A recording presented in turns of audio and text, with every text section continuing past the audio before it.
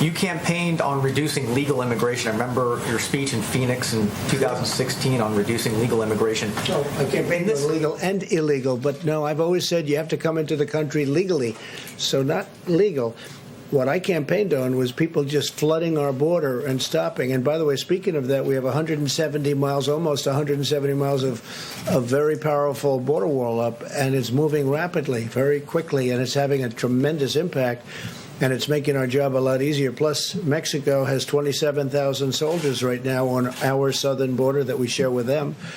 And Mexico's been terrific. They've really helped. You also campaigned on reducing legal immigration, and I'm wondering if some critics are saying that you are using the virus now in this crisis to follow through on that promise to reduce legal immigration. No. Well, I want people that are in this country, I want our citizens to get jobs. I don't want them to have competition. We have a very unusual situation where something came in that nobody has seen for many, many decades. Probably 1917 would be the closest analogy if you look at it, when you look at the contagion, the kind of contagion we're talking about. So no, I'm not doing that at all. I want the American worker and our American citizens to be able to get jobs. I don't want them to compete right now. There's a big difference when we have a full economy, and frankly where some of the companies, we have many companies moving in where they need workers. That's a big difference between that and where all of a sudden a lot of people lose jobs. As you know, a lot of farmers rely on seasonal migrant workers that come in on the affected. The farmers will not be. That's an important point. The farmers will not be affected.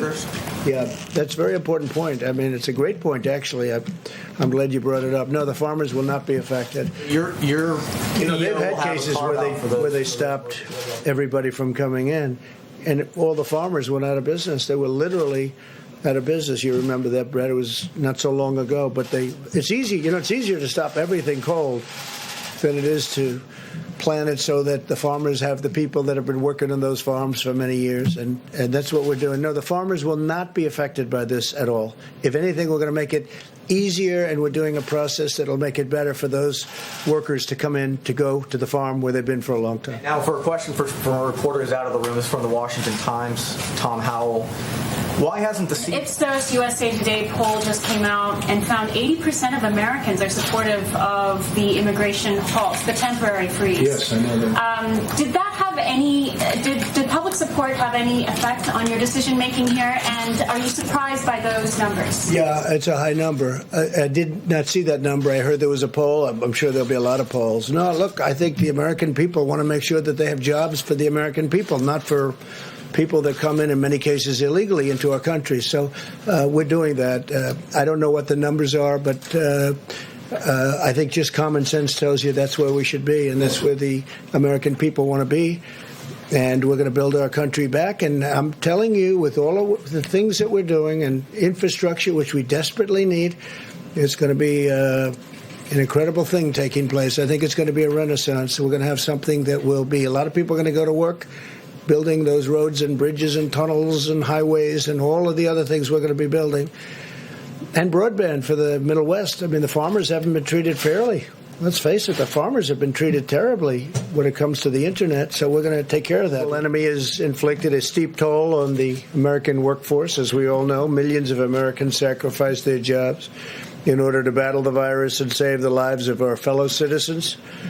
We have a solemn duty to ensure these unemployed Americans regain their jobs and their livelihoods. Therefore, in order to protect American workers, I will be issuing a temporary suspension of immigration into the United States. You heard about that last night. By pausing immigration, we'll help put unemployed Americans first in line for jobs as America reopens. So important. It would be wrong and unjust for Americans laid off by the virus to be replaced with new immigrant labor flown in from abroad. We must first take care of the American worker, take care of the American worker. This pause will be in effect for 60 days, after which the need for any extension or modification will be evaluated by myself and a group of people based on economic conditions at the time. This order will only apply to individuals seeking a permanent residency. In other words, those receiving green cards big factor, will not apply to those entering on a temporary basis.